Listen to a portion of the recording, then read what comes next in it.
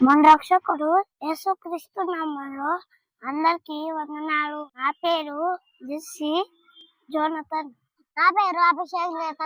ఇప్పుడు నేను 1 కొరింథీ 13 అధ్యాయంలో ఉన్న ప్రేమ యొక్క లక్షణాల గురించి చెప్తాను.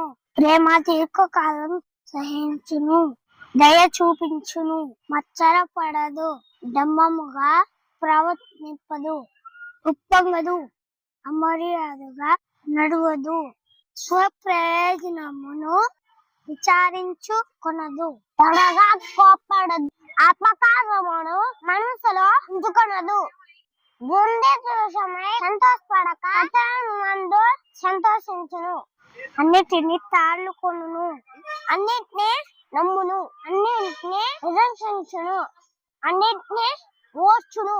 ప్రేమ శాశ్వత కాలం ఉండును. Thank you.